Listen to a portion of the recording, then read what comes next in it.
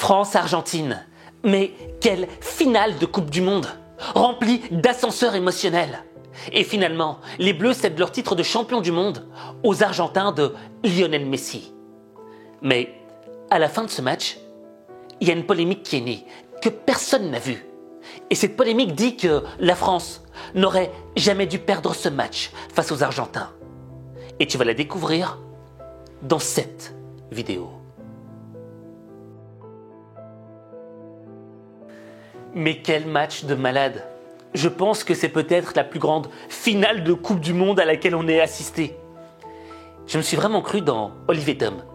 Tu vois le manga là où les mecs jouent au foot mais font des trucs incroyables. C'était Shaolin Soccer ce match.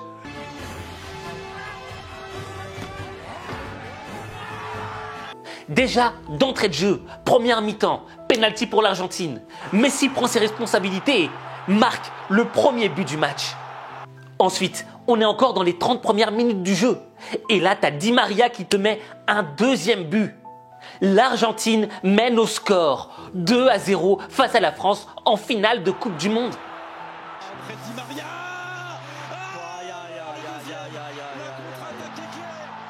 Et là, tu sens que la France, elle est en mode fébrile. Tu sens que la France n'est pas dans le match. Elle est tellement pas dans le match que t'as Didier Deschamps qui fait un truc de malade en première mi-temps. À la 40e minute, il fait 2 changements dans son équipe. Et il descend Giroud. Et Giroud, je sais pas si tu l'as vu, mais quand il est descendu, il a littéralement pété un plomb. Il était en colère, il a pris sa bouteille, il l'a jetée par terre.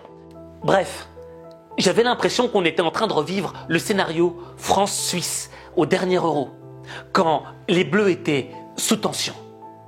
Et pendant tout le match, on a l'impression que les Bleus sont finis, qu'ils sont battus et que l'Argentine va remporter cette Coupe du Monde. Jusqu'à la 11e minute. Penalty provoqué par Kolo Muani. Allez, Otamendi, passé devant. Et il y a faute, penalty. Oh là, ça y est. 79e minute. Et là, Mbappé prend ses responsabilités à la 80e minute.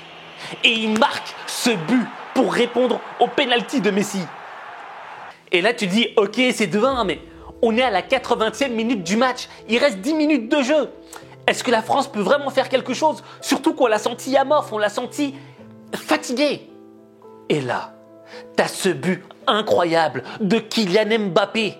Un but de classe mondiale, 2 minutes après, pour revenir à 2-2 dans le match. Tête de Kylian Mbappé. Allez, Kylian.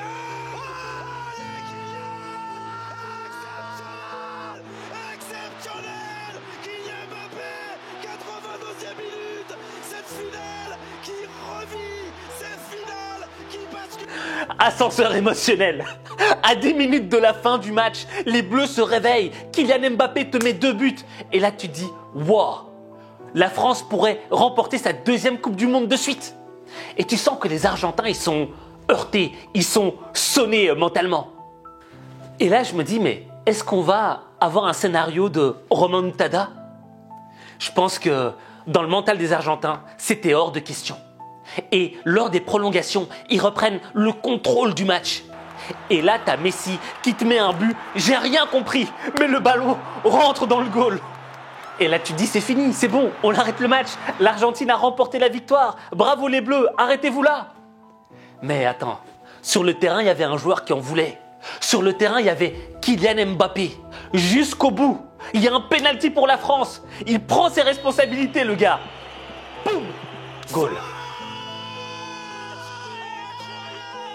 Le triplé Kylian Mbappé. Et là, c'est un scénario de malade. Tu te dis que tout peut arriver. Et dans les dernières secondes du match, les dernières, t'as Kolo Muani qui a le but de la victoire entre ses pieds. Et paf, il bute sur le gardien Martinez, le gardien qui fait probablement l'arrêt de sa vie. Et lors des séances de penalty, il arrête le tir de Kingsley Coman. Et t'as Tchouaméni qui tire juste à côté, au ras du poteau. Et finalement, l'Argentine remporte cette finale de Coupe du Monde, cette finale incroyable.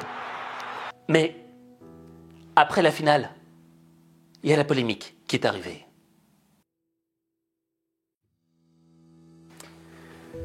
C'est le genre de match qui te donne envie de pleurer. Hier, j'ai regardé des commentateurs belges.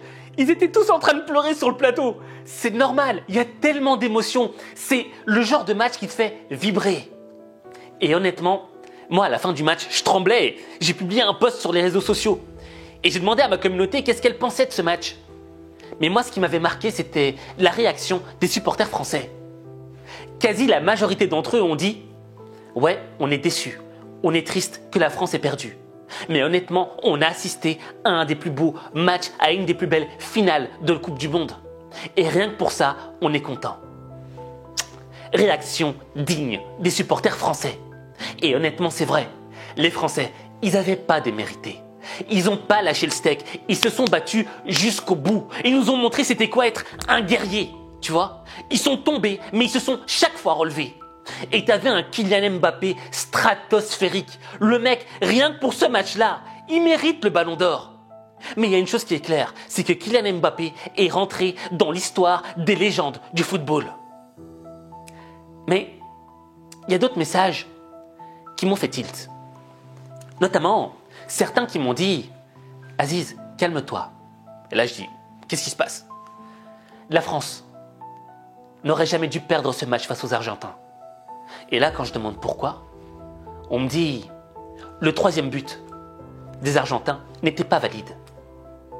Et là, je me dis « Non, attendez les gars, le ballon est rentré dans le goal. J'en suis sûr et certain, je l'ai vu de mes yeux, tout le monde l'a vu. » Mais c'était pas ça le problème. Le problème, c'est que Lionel Messi, juste avant de marquer son 3e but, il y avait des joueurs remplaçants qui étaient rentrés sur le terrain. Et là, je me dis, attendez les gars, est-ce que vous avez des preuves de ce que vous avancez ? Et là, on me sort photo à l'appui.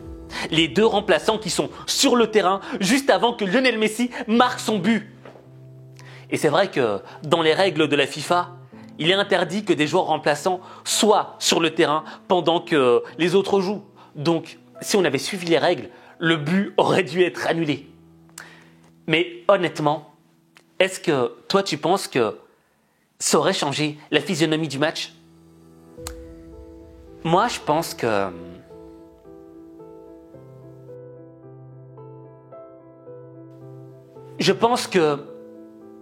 même si l'Argentine ne méritait peut-être pas ce but dans les règles de la FIFA, ça n'aurait pas changé le cours du match.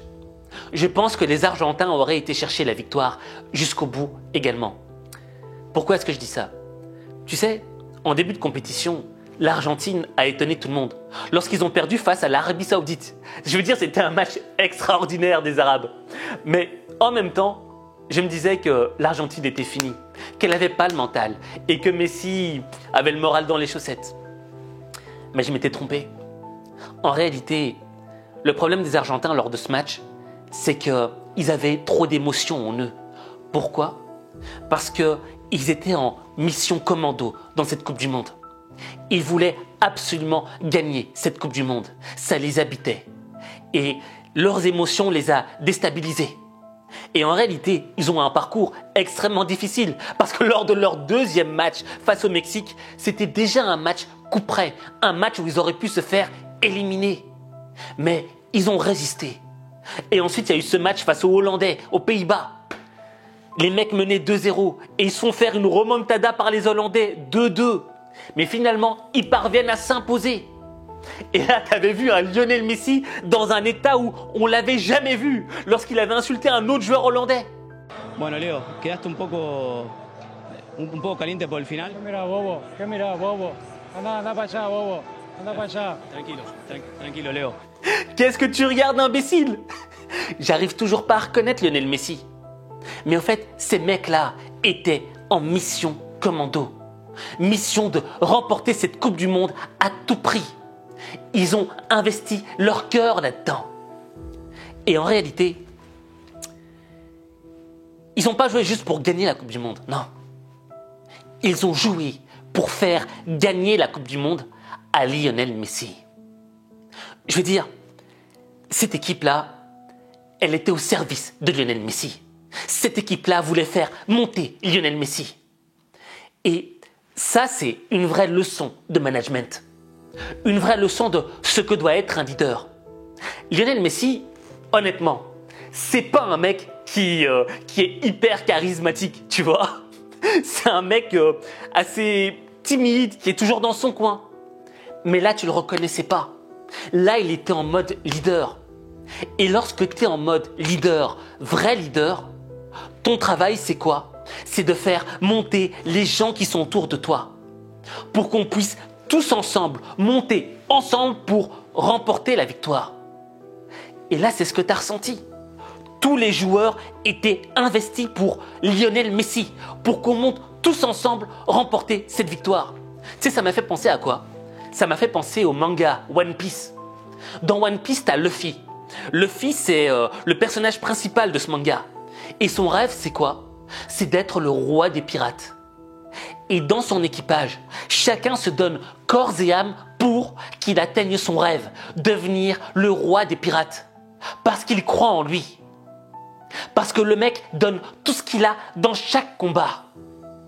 Et là, Lionel Messi, c'est ce qu'il a fait. Il était en mode Luffy, en mode roi des pirates, en mode je vais tout donner sur le terrain les gars, mais j'ai besoin de vous. Sans vous, on ne pourra pas aller loin. Et chaque joueur avait pris conscience de son importance. Il n'y en avait pas un qui était meilleur que les autres. Non, on était tous égaux. Tous égaux, pourquoi? Pour remporter cette victoire. Et c'est comme ça qu'on devient un leader.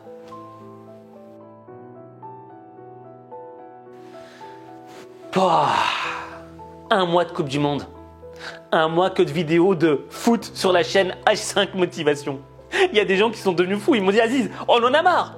Surtout par rapport à tes titres. Cette victoire cachée en secret. Cette défaite cachée en secret. Bref, ce que les médias n'ont pas vu. Et c'est vrai que les gens me charriaient avec ça. Mais honnêtement, si je l'ai fait, c'est parce que il y avait un sens beaucoup plus profond. Ce que je crois, c'est que en toi existent des tonnes de secrets. Ces secrets, c'est quoi? Ce sont des potentiels qui sont cachés. Ce sont des trésors en toi qui sont cachés. Et toutes ces choses qui sont ensevelies dans le fond de ton âme, de ton être, ne demandent qu'à jaillir. Et un des meilleurs moyens de les faire jaillir, c'est quoi? C'est de réveiller ta conscience. Réveiller ta conscience par rapport à ce qui t'habite toi. Et à travers tous ces matchs de foot, à travers cette Coupe du Monde qu'on a vue, il y a plein de valeurs qui ont été véhiculées. Et à travers ces valeurs résidaient des secrets qui pouvaient réveiller ton potentiel, réveiller ta conscience par rapport à ce qui t'habite toi à l'intérieur. Et c'est réellement lorsque tu prends conscience de tous ces secrets qui t'habitent que tu arrives à transformer ta vie. Voici la raison pour laquelle la plupart de mes titres pendant cette Coupe du Monde étaient cette défaite cachée en secret, cette victoire cachée en secret. Parce que mon secret, c'était quoi? C'était de réveiller les secrets qui étaient en toi. Parce que oui, tu peux réveiller ton potentiel. Parce que oui, tu peux être un champion, une championne. Parce que oui, tu peux transformer ta vie. Mais ta vie, il n'y a que toi qui peux la transformer. Il n'y a que toi.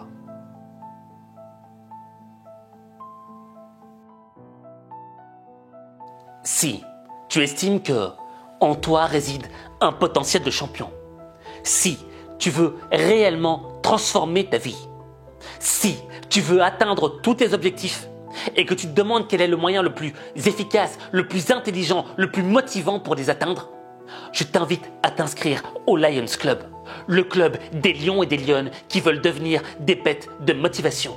Inscris-toi gratuitement sur le lien que j'ai épinglé en commentaire et on se retrouve de l'autre côté. Tu veux augmenter ta confiance en toi? Tu veux programmer ton cerveau pour réussir?